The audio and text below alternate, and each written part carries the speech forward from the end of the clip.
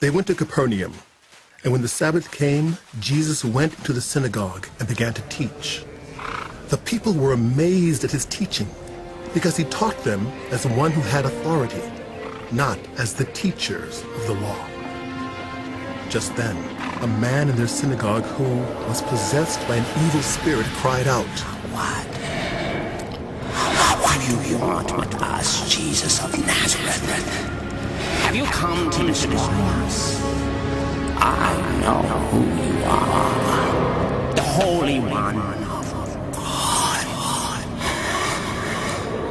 Be quiet. Come out of him. The evil spirit shook the man violently and came out of him with a shriek.